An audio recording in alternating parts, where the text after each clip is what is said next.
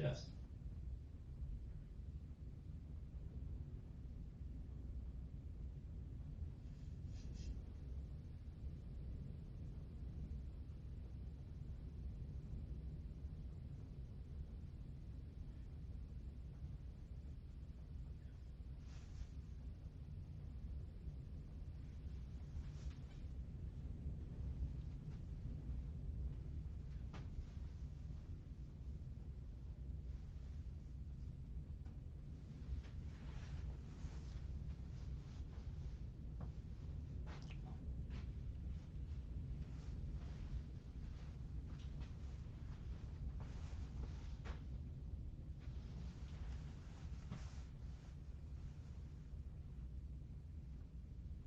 Chip.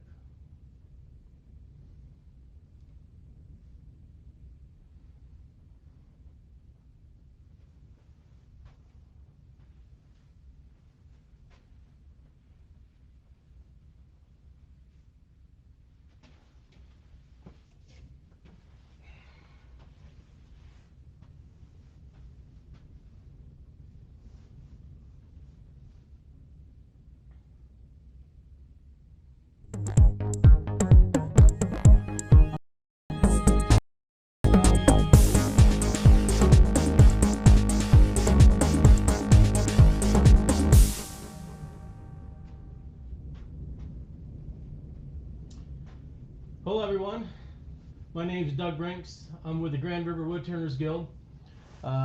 Today I am doing this live remote to talk to everybody about sanding and finishing. I get questions about sanding. It's a perfect time to do something about sanding because you can't really do it in a live meeting with all the sawdust in the air and the sand, the sawdust in the air and you have members breathing it and all. It's just not a healthy situation. Boards that I flipped over to the end grain side, so they are going to your setup. I use a 2-inch sander for most of my sanding, and my setup is I have a sanding pad and a disc for every grit. My lower grits, like this is 150. As a matter of fact, let me grab my 120. I'm sorry, this is 150. You can see I have a very small pad in here. It's very dense, so I can get a lot of pressure on this, and that's a good starting. So this is my 150. My 180, I go to a let me find it here. Here's my 180. I go to a little denser pad. It's just a little, and it's not denser, I'm sorry, it's a little softer. It's got a little more push to it, so I can get in there. But when I'm sanding, I don't want to sand and push this all the way down to the point where I'm completely collapsing that foam, because then I'm just going to overheat my sandpaper. I'm going to ruin the Velcro on this pad. You know, if your pad sandpaper doesn't stick anymore, it's because you've overheated your pad. And once this gets hot, the Velcro don't stick anymore. So I have backing pads, and then I have intermediate pads, and then I have my sandpaper. The higher number in grit I go, the softer my pad is. So this is my 150. It's a little softer. I'm sorry, no, let me get them. Now I've got them all mixed up. Here's 150. Then I got 180. 150, 180. Then my 240, which it's kind of wore out. It's the same as my 180, and then my 320 and 400 are really soft. You know, so the higher grit I get, the softer the pad is, the less I'm going to push down on it. By having different setups for every grit, I don't ever overheat these. You know, about time my 150 is getting hot, it's time to switch to 180. So I'm constantly switching. It keeps them cool and they last longer. So it seems like a steep investment to get started out, and you're dumping about $100 into your pads and your intermediate pads, but it's a good investment. Every time I order sandpaper, I just order a couple of these replacement ones, and I have lots of them laying around. So if I wear one out, and when I wear them out, they wear out like this. They just plain are wore out from use, not from overheating. You know, so that's when mine wear out, and then I just throw another one on. So let me put these back.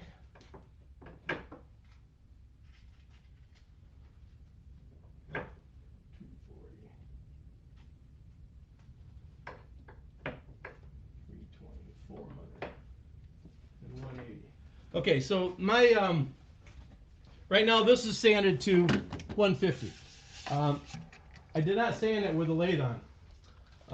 I sand with the lathe off until maybe I get up to 320, and I'm going to show you exactly why I do that. So I have a Milwaukee angle drill that I like. It works well. So let's let me turn the lathe on. And you know, I talk to people, and when they tell me they have these rings, usually the first question I ask is, "What's your sanding process?" And their first response typically is, "You think I'm doing that when I sand? I thought it was tool marks." And I'm like, "You're probably doing it when you sand." You know, if you start out with by turning the lathe on and running your sander, you're tearing into the grain. You're burnishing the wood. The wood's getting hot. You're bending over the fibers, and once you bend over those fibers, they show up. If they don't show up now, they'll show up when you put your sanding sealer on. That's what's happening. So let me see if I can make that happen on this. I'm going to set this at about I'm only about 600. It's not that high. Let me switch to a different camera here. And let me turn on my dust collection here. It's going to be a little noisy.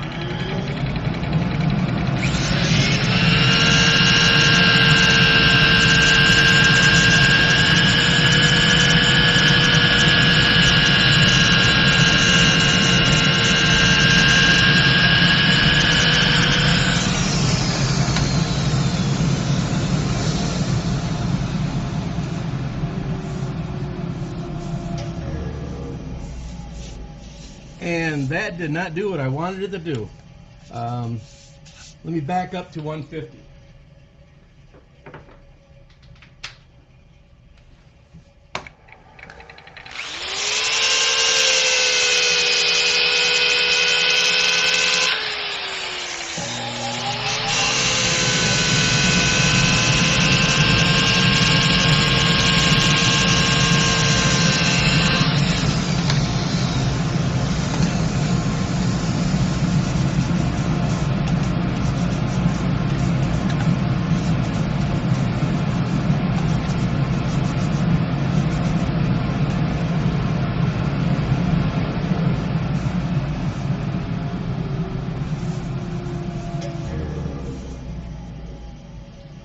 Well, I did not get the rings in there like I expected to get. I've already sanded this. Maybe I've sanded to the point where I'm beyond everything that can possibly go wrong. Typically, I do not turn on the lathe and do that. I always sand with the lathe off, and this is my sanding process. And typically, I do this because the fact that I'm usually working with natural edge woods. They have holes. I'm doing natural edge hollow forms with big holes and stuff in them.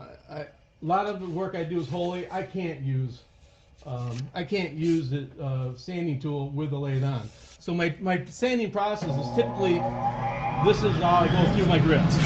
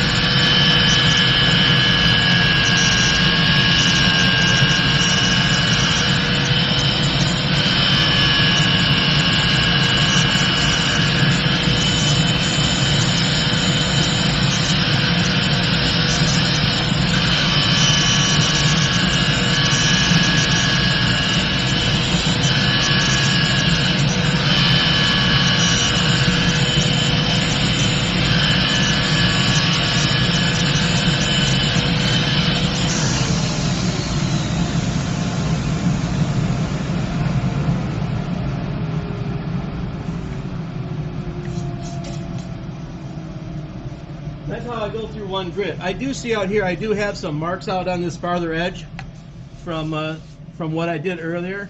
I don't know if you can see those. Let me see if I can zoom in on those a little bit.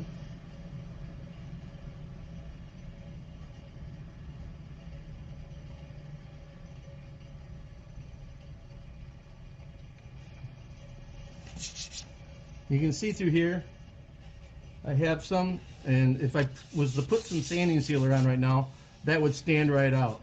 And I can kind of see it goes all the way around here.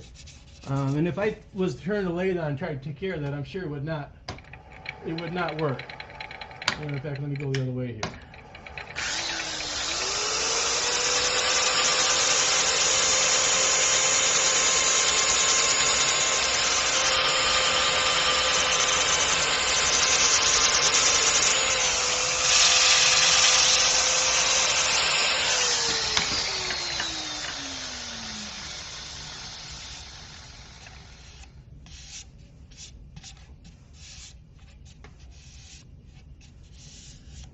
I still see I've got some here coming around here that is probably not going to come out. It's not going to come out unless I stop it, and actually hit it with the sander.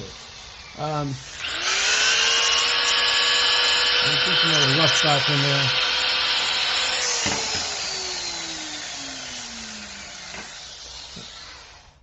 All right, let me go to 220 and finish this piece all once here, and let's see what we got.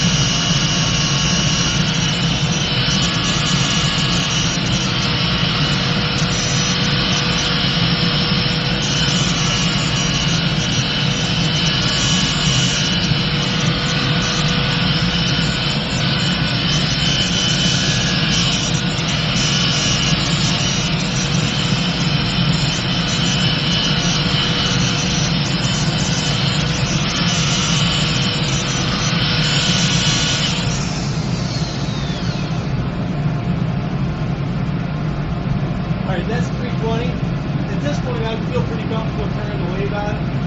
If I didn't have big open holes and stuff, I'd go on the 400. So let me run some 400 on it, and then I'm going to throw some sanding sealer on it, and we'll see what we got. And if I did turn the lathe on, it's at the slowest speed. I'm not going to crank this up to 600 or 700. I'm at 120.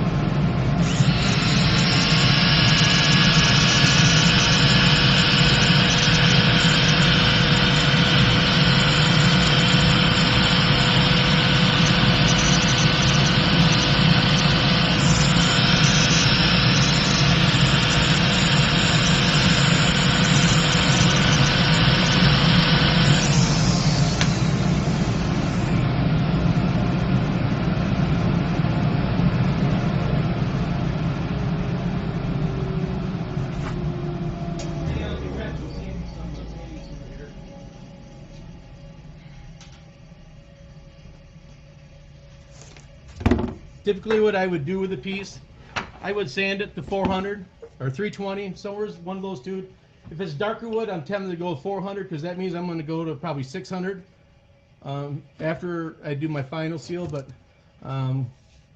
mostly I go to 320 and then 400. Now these marks here, which, let me go back to that other view here. I had some fill in here because these broke. When I glued those in there, this is all side grain, this piece is, and it chipped away in there when I turned that, so I had to fill that in. So those aren't actually sanding marks, those are for when I made a repair on the bowl. And this is typically the point where you're going to see any kind of sanding marks that you might have.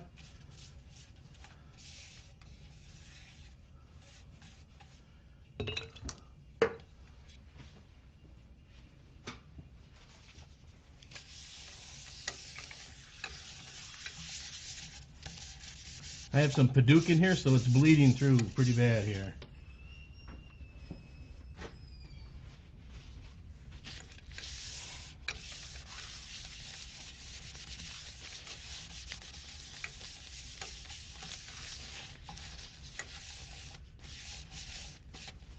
And I have some marks right there.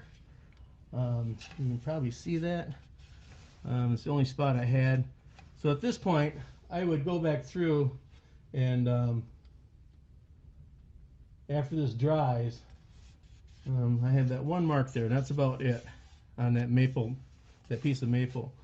After this dries, I'd go back in and back up to probably 220 and take that out. That's probably where that's at.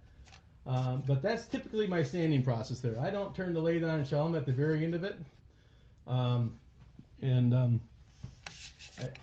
I don't turn it on until I'm at the end of up to 320 or maybe 400 before I actually will turn that lathe on and run my sandpaper across it.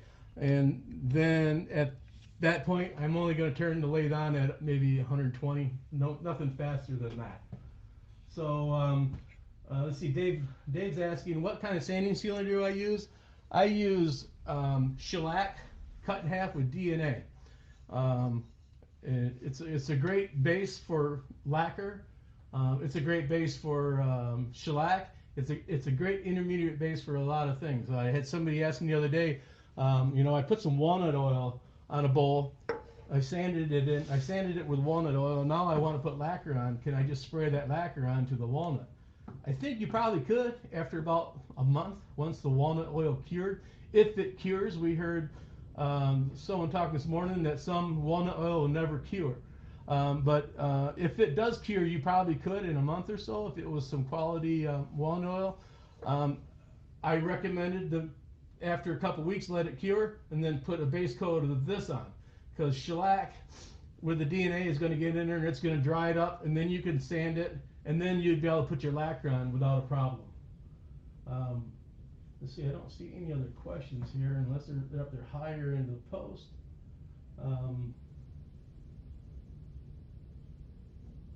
Let's see, I have nothing on, no other questions on our YouTube channel either. So that's my sanding process, and I'm very happy with it. I typically get done. I do not have those streaks in there, you know. And if you do get the streaks in there, as soon as you see them, you know, when I'm working on stuff with people, I can, you know, you can see that. It's like, okay, we need to stop right now and back up. You know, if I'm at you know, 180 and I start to see those marks in there showing up, then at that time I'm going to say I'm just going to back right back up to 150 or maybe even 120 if I have to, and start all over again. It doesn't take that long. You just see me go through 180, 220, 320, and 400. It doesn't take long at all, you know. It's a huge part of the finish of your bowl, though. If you do a good job on sanding, nobody notices. Nobody notices that you did a great job on sanding. But if you do a terrible job on sanding, a lot of people are going to notice that. So do the extra bit on sanding. I change my sandpaper like my neighbor that I don't like across the road over here is paying for it. You just change it. You know, you're selling a bowl for $150. You don't want to spend you know, $3 on sandpaper on that bowl. I just buck up and throw it away and buy more sandpaper. You know, just change it up. You'll be a lot happier. You know, I've had that before where I thought my sandpaper was new. I'm sanding, and for some reason I can't seem to get through some marks I have on there.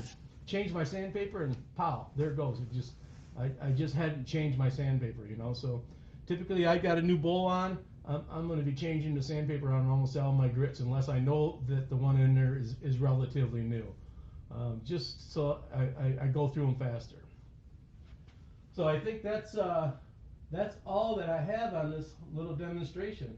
I don't see any other questions, so thank you everybody for tuning in, and we'll see you at hopefully one of our meetings coming up here. Our next meeting for the Grand River Woodturners Guild is next Saturday at 9 o'clock, and so stop in and check us out. If you if you're not a member and you want to join our meeting, send an email, make a comment on here. Let's see, Dave's got a question on here. Do you buff your finishes? No, I don't. As a matter of fact, I bought a Buell buffer. I've got it sitting back here somewhere. I used it a couple times. I use lacquer, and when my lacquer, I think, is pretty good. I posted a video yesterday on lacquer. This is my lacquer finish. There is, let me switch to this other camera here. This is my, can you see that? I mean, that's my lacquer finish with no buffing. I just shot it and with lacquer and I'm done. You know, I don't bother going in and try to buff and polish. To me, it seems like it dulls it. You know, the Buell buffing system, when I used that, it seemed to take the luster of this and dull it just a little bit. Wasn't quite as shiny. So this is 2 coats of lacquer on this piece. 2 kind of heavy coats. If you watch the video, you see how heavy I put it on. So that video is out there. So so no, I do not buff my finishes. Okay, I don't think I see any other questions. So thanks for joining, and we'll see you the next time.